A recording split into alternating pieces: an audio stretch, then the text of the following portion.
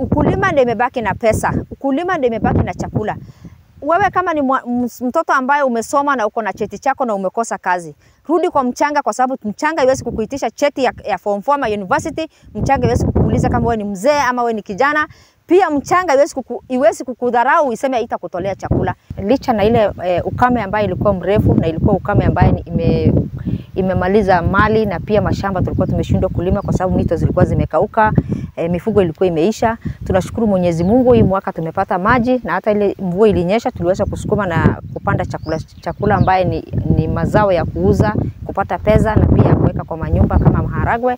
Na sisi tunashukuru Mwenyezi Mungu kwa sababu ukulima katika kijiji yetu chakula inatoka vizuri, na hii ndio basket ambayo chakula inatoka katika kijiji area maeneo ya Burat na kijiji ya Kambiashek. Katika soko ya Isiolo inategemea hii mashamba. Hii mashamba ndio inatoa chakula ya kupeleka kama mboga, kitunguu, nyanya, wanatoa hapa na wanaweza kupeleka katika soko. Na ukiangalia hapo awali mbeleni wakati kulikuwa na ukame, hatukuwa tunaweza kupanda hii kitunguu, hatukuwa tunaweza kupanda kama sukuma ama spinach kwa sababu hatukuwa na maji. Na ilikuwa watu ambao ni soko ya Isiolo walikuwa wanatoka mbali kwenda kutafuta chakula kutoka mbali ama hiyo mboga. Lakini kwa sasa imekuwa ni rahisi, changamoto ile ilikuwa mbeleni imeweza kuisha. Although watu walikuwa wanaona kama mwaka hii mvua haitatosha ama haitakuwa na mazao, watu walikuwa wamepuuza, lakini wale ambao wamepanda at least wamepata chakula. Kama sisi hapa wakulima wa Kambiashek tuliweza kupanda hii chakula na mvua, na hapo tumefika sasa tunasukuma na maji kidogo ili tuweze kuvuna. Na tukiangalia katika ukulima sisi tulikuwa pastoralist, tumetoka kutoka kwa pastoralist tumerudi sasa kwa ukulima. Sababu kuu ni gani? Mbeleni tulikuwa wazazi walikuwa naiga mambo ya kuchunga mifugo mingi, kwenda misitu, kutembea na mifugo, kuhama. Lakini kama sasa sisi kama watoto hiyo wazazi tuliona ufugaji ya ng'ombe ama gamia nyingi ni hasara kwetu kwa sababu mara nyingi sana inamalizika na ukame, lakini sisi tumeweza kutoka kwa ufugaji tukarudi kwa kulima. Nimepanda kitunguu ndio hizi ambaye tunaweza kuvuna mwezi hii mwisho nitaanza kuvuna, na hii kitunguu nilikuwa nimepanda Oktoba mwisho. Na ningeweza kusii kama wakulima wakati mwingi wakati tunapanda hizi kitunguu kuna variety unaangalia mchanga pia, na pia kitunguu bila fertilizer ama mbolea haitakuwa. Na wakati unataka kupanda kitunguu usipande wakati wa ukame. Unaweka nasari wakati wa ukame, alafu mvua wakati iko karibu kunyesha unatengeneza boxes, unaanza kukata na kuweza kupanda hiyo kitunguu kwa sababu msimu wa mvua itakuwa magonjwa imepungua. Pengine kuweka maji, ile harakati ya kuweka mashini kwa mto na kuweka mfanyikazi itakuwa imepungua, hiyo ada itakuwa imepungua.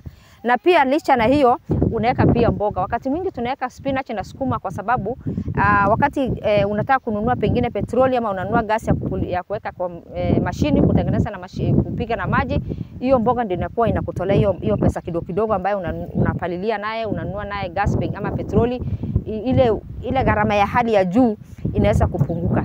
Na vile unakuta katika boxes mwisho unapanda maharagwe. Kama mimi nimetoa maharagwe tayari, maharagwe ndio hizo unazungushia katika boxes, unapata chakula ambaye gharama ya chakula kununua inakuanga ghali sana, lakini ukiwa unaweka kwa maharagwe boxes hivi unapata chakula kwa muhula hiyo ambaye ni ya miezi 3 ama 4 ambaye tunaongojea mvua, unaweza kupata chakula.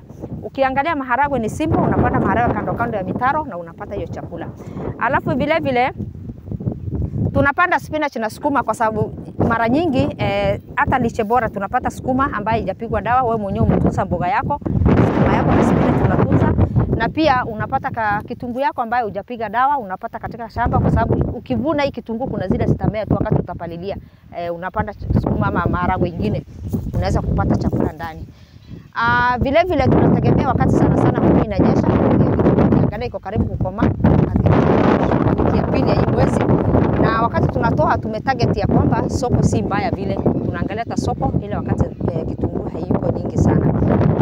Changamoto ya hapa, ukiangalia changamoto ya hapa moja wapo ni kama chakula yako haijakomaa, utaweka maji kama vile sasa unaona nanyunyishia maji, utaweka maji. Usipoweka maji hiyo chakula itakuwa imekomaa na utavuna. Na changamoto ya pili, wakati ukulima wachache wanalima, kuna wafugaji ambaye mali yao inaweza kuja kwa shamba hasara. Maybe ulikuwa umechukua loan, hizi kitunguu mbegu na kila kitu umefanya gharama, unakuta hiyo kitunguu imekuliwa ama hiyo spinach imekuliwa na wakulima. Vile vile tukiangalia kwa majirani zetu kama Bulesdima, kulikuwa na conflict ya elephant wanaingia, ndovu zinaingia. Yes, juzi walikuwa wamepita hapa walikuwa wanatafuta pengine mapia tunaona wanazunguka. So mtu ambaye maybe amekomboa si mwenyeji, akiona hiyo uniform ikiwa inazunguka, kabla agundue kwanza ni serikali, yeye atachukua jembe yake na atoka kwa shamba. Na inakuwa ni changamoto kwetu, hata yeye utaweza kuuza, utaweza kuokoshana kwa sababu iko na conflict ambayo tunasema kila wakati shamba itakuwa yetu ama itakuwa ya jeshi. Kwa hivyo mimi ningependa kusii serikali ya kaunti ya Isiolo na serikali ya national government. Sisi kama wakulima tunahitaji maji, hata sasa hivi iko na maji lakini kuna wakati maji itapunguka, tunaomba borehole. Kama watu wakambia shek, tunaomba borehole ambayo tunaweza kufanya irrigation ya drips. Na pia tunashukuru fertilizer iko katika store, iko na bei kidogo, lakini kuna mtu hata hiyo bei kidogo ambaye anaweza nunua naye. Mimi naweza nunua naye, lakini kuna mtu ambaye anataka kupanda lakini hana hiyo pesa.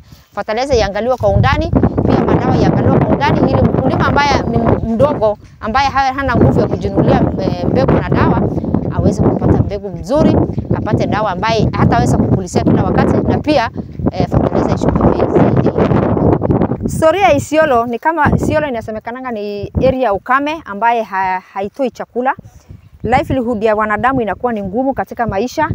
Lakini nataka kuelezana ya kwamba Isiolo ni mahali ambaye inatoa chakula vizuri. Kama kuna maji, kama kuna mvua, tunatoa chakula vizuri. Mfano bora ni kama hii ambaye mashamba ambaye iko na chakula ambaye tulipanda wakati ya mvua. Na ile kitu ambaye Isiolo inakosa pengine ni maji ya kutosha katika mashamba, ama wakati watu wanapanda chakula ya mvua, watu hawatime wakati ya mvua, kwa sababu kuna mzimu wa mvua ambaye ni mvua kubwa na mvua ndogo, na hiyo mzimu wa mvua kubwa watu wangeweza kutaimia na kupanda chakula inakuwa ni bora. Alafu pia kuna mbegu ambaye inaweza pandwa ya short rain na long rain.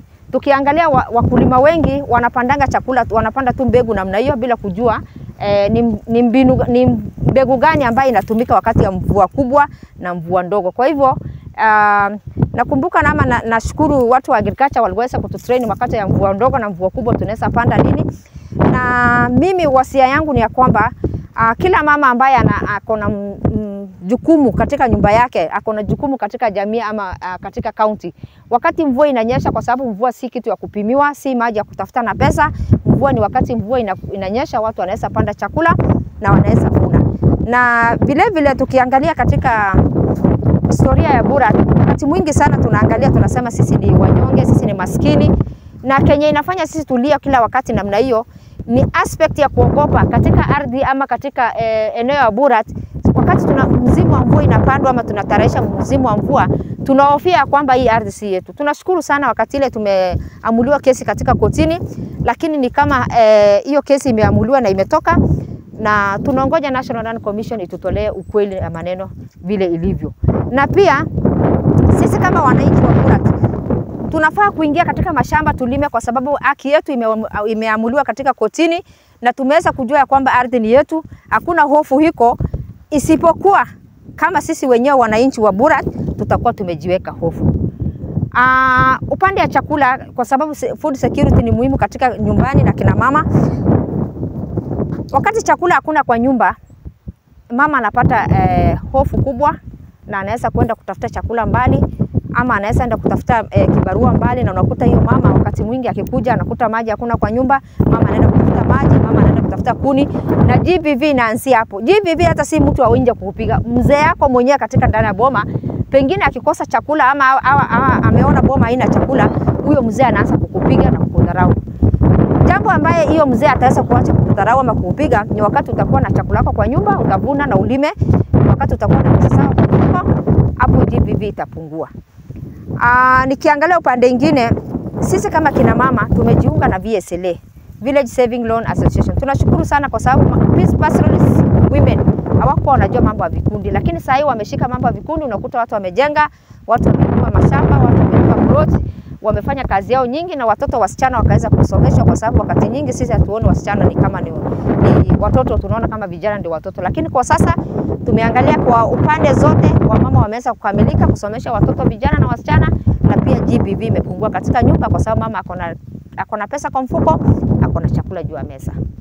Ningeomba katika serikali ya kaunti ya Isiolo iangalie mambo ya security sana, kwa sababu wakati mwingine saa kama hiyo tulikuwa tunasimama mahali kama hapa, tulikuwa tunakimbia na miguu, na pia hata shule watoto wasomi, mifugo zinaibiwa.